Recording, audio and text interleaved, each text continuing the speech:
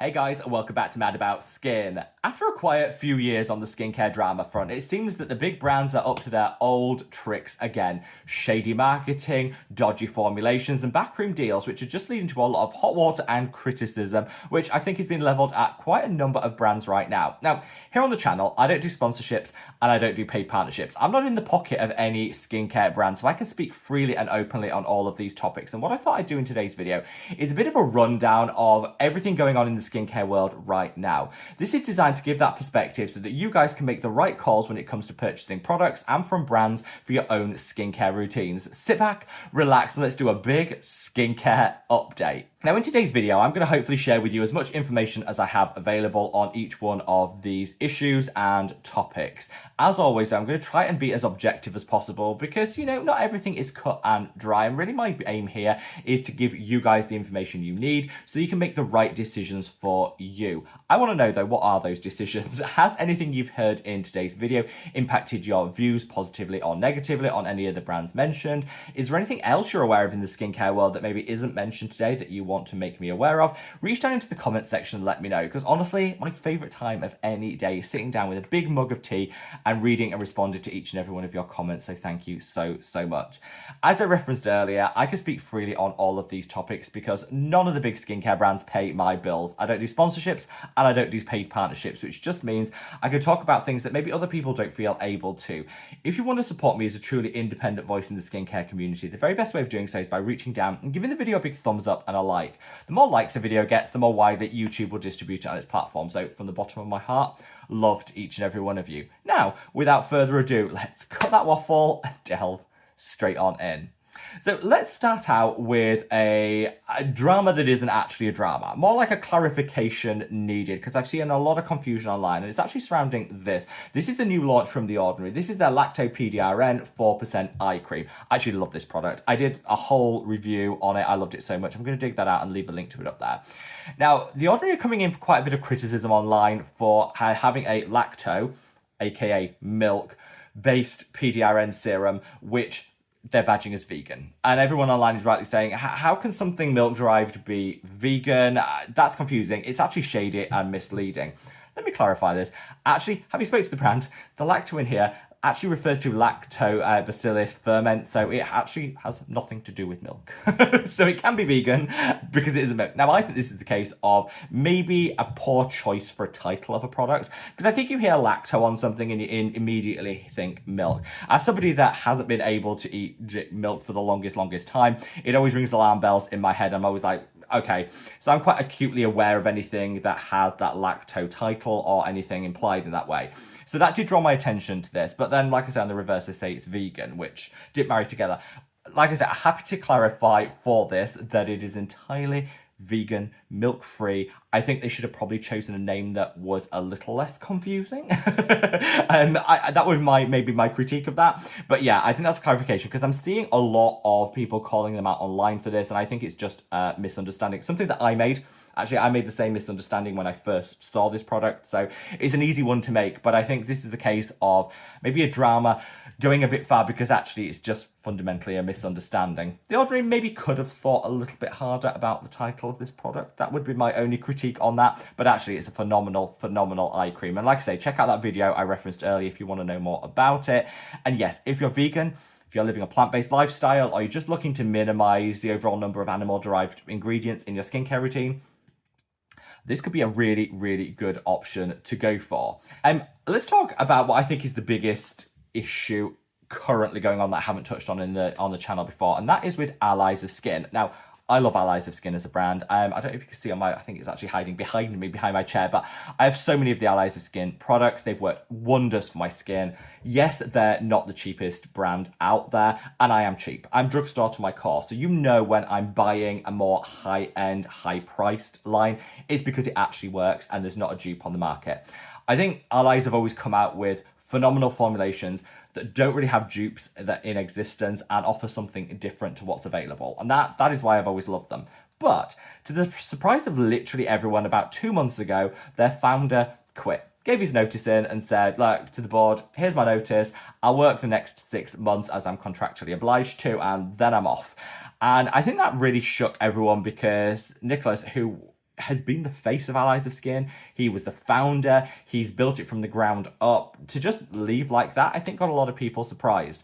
Also, they've had issues with the one specific batch of their sunscreen. So their sunscreen gel, which again had its viral moment for its water resistance yet impossibly lightweight finish, actually failed testing and got recalled. So we're going to talk about both of these separately. Let's first talk about the founder, Nicholas Travis, leaving Allies of Skin. So I think this is a huge disappointment. On a personal note, I've met him a couple of times. I'm one of the nicest people I've ever met in the skincare world. This industry is filled with a lot of people with a lot of egos. He had no ego whatsoever, just a genuinely nice person that genuinely believed in his products and his brand. And so it really shocked me when all of a sudden he disappeared. Now, Allies of Skin as a brand was part sold a while ago, so they now have a board. He doesn't have the same control that maybe he had 3 or 4 years ago. And I believe all of this stems from a decision which the Allies of Skin board made to sponsor Lauren Sanchez Bezos to use their skincare for the Met Gala. I think it was this year's Met Gala. And to say, I've used Allies of Skin, don't I look fantastic, and do like a sponsorship moment with Lauren Sanchez Bezos.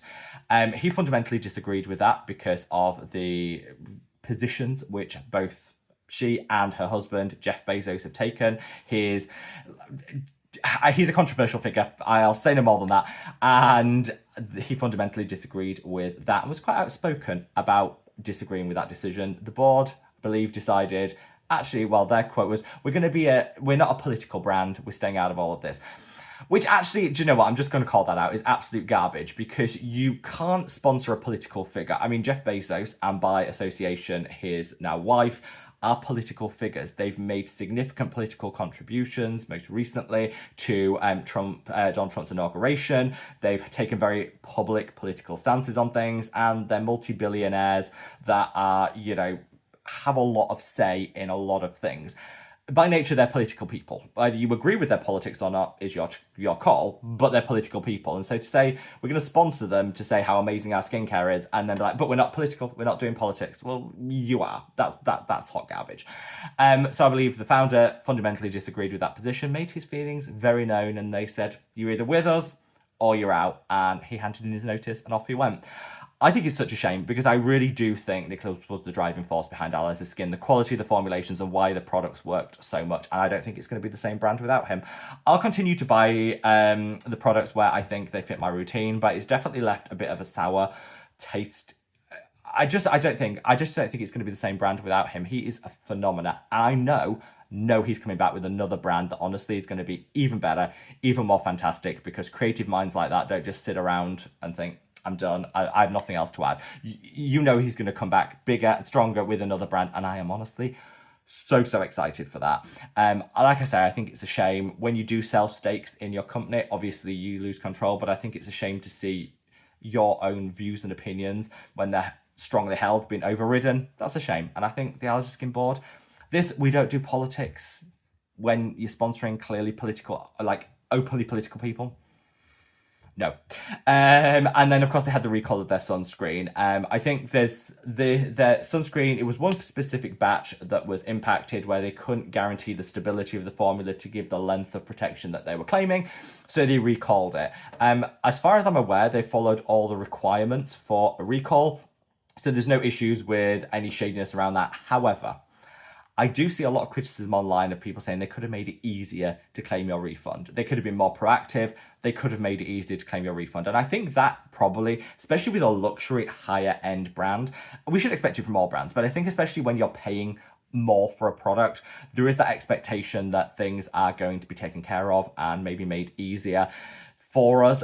So I think a lot of that criticism is absolutely valid. It will depend on your individual take on that. But yeah, I think a lot of that criticism is absolutely valid, and they could have made it easier to claim that refund. I will leave a link to the recall. If you have that sunscreen and you want to check that your batch is all right or whatever, I will leave a link to that down in the description box. I've used this sunscreen for years and had no problems with it. The latest batch I actually bought, I just finished and I threw out the tube, so I can't even check against like the lot code for the recall, so I haven't been able to do it myself. But if you do still have a tube and you want to check it, I will link that below. I think they followed all of the legal requirements. Could they have made it easier to claim that refund? I think so. It's quite a cumbersome process. That would be my critique. And I think there could have been a little bit more wider advertising of the issue so that people could be more proactive from themselves checking on things. That would be my hot take. But what is yours? I'd love to know what your thoughts are on that one. Right, now let's come on to a brand which I think is more makeup than skincare, but they do skincare, and that's Tarte Cosmetics. So Tarte have been around for years. They had their Shape Tape went viral. That was their concealer. They've had many a viral product. Well, they did a contour stick and did some skincare recently. As part of that launch, they sent out PR to a whole host of content creators and influencers. And basically took a screenshot. I'll leave an image of it here. They took a screenshot of that content creator and then picked apart their face and said where they needed corrections. So like, oh, could do with a brow lift. Oh, could do with a nose job. Could do with a like chin thinning. Oh, and our products can do that. You don't need to go to the, you don't need to go to your plastic surgeon. Our products can do that. And oh, this got messy. It got messy really quickly because rightly so, all these content creators were like, how dare you? Like, literally, how dare you? That is so invasive. It is so unacceptable. I was going to try and be objective in this video, but this I just think is absolutely unacceptable. Like, can you imagine just who does that? Who does that? What I find more problematic about this, that rather than just, obviously pointing out people's flaws, I'm not going to call it perceived flaws, what Tarte perceived to be people's flaws, that's a problem in itself. But what I find really dodgy is they have a huge marketing budget. There must be a team of like 20 people sat around a boardroom table signing this nonsense off. And not one of them, they're so in a bubble, they're so deluded in a bubble, not one of them said, ooh, hellfire. Do we think this is a good idea? Could some people be upset by this? Maybe this isn't a good idea. Like, come on. These people are paid millions of dollars to do this and they can't get the basics right. Like, who thought this was a good idea?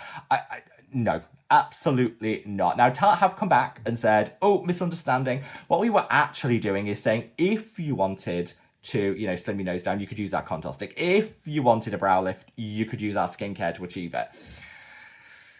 Still, you're pointing out people's flaws. You don't know what that person who receives that, how they're going to take it. You don't know how they feel about their own self, their own appearance. It's just not okay. It's just not okay. Just not okay. I didn't receive this PR thing anyway. But if I did, would have been livid. Literally livid. I have no issues. I'm happy with me. I would not be happy to receive that though. So if you had any insecurities, that would just feed into them and is unacceptable. So let me know, am I being too harsh on Tarte, or is this honestly like the most outrageous thing you've ever heard? It's just like, it's marketing absolutely outrageous.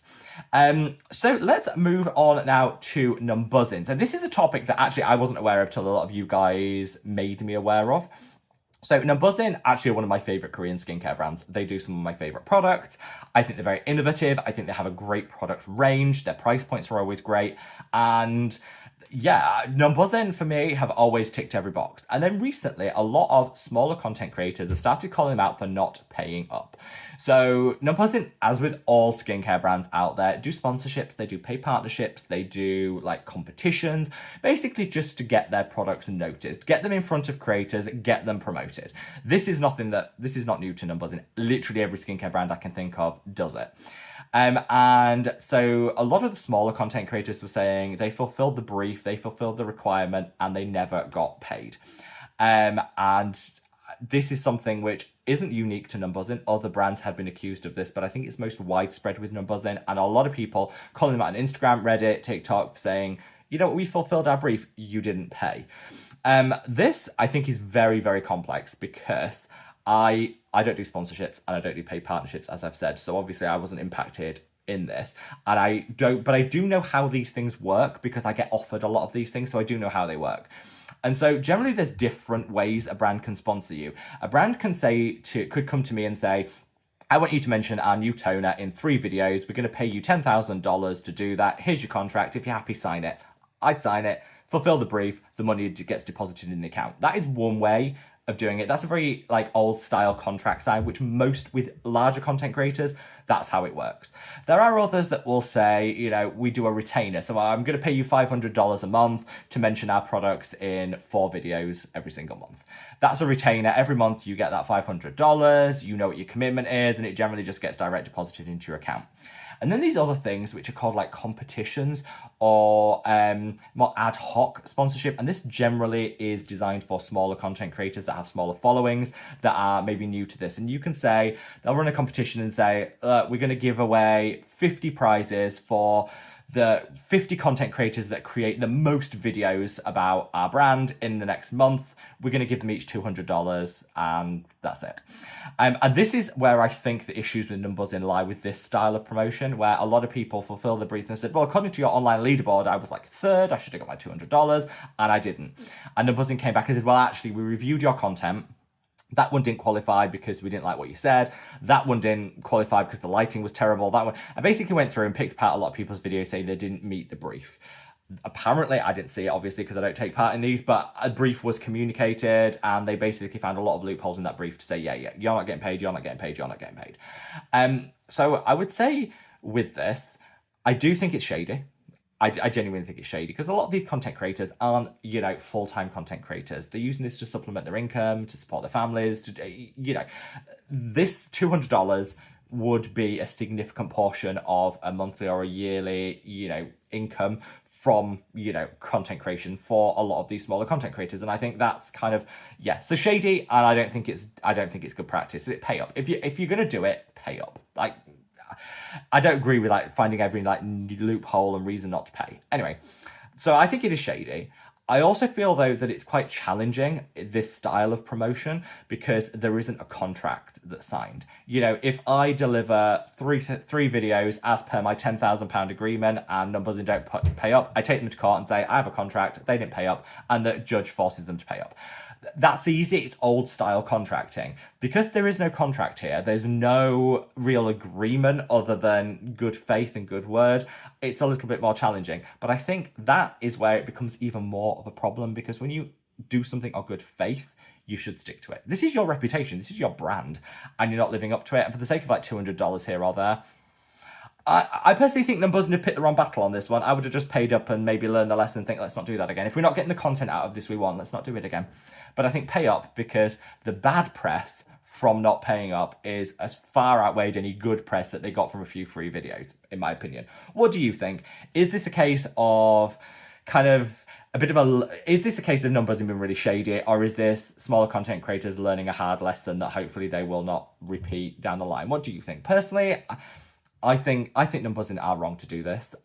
I don't know the ins and outs of it, but it doesn't seem wildly fair to smaller content creators, and it just seems like they're getting a lot more negative publicity than they got positive publicity from the free videos. That's my take. What do you guys think? And then last but by no means least, let's talk about the inkey list. Now, the inkey list find themselves regularly in hot water when it comes to dodgy marketing. They can't help themselves. Basically, they can't help themselves. If there is a dodgy marketing claim out there, the inkey list are like, yeah, let's run with it. They cannot help themselves. And so they're always they're always finding themselves in a bit of hot water. We're used to that. But their latest launch, actually, and their issue isn't created by marketing.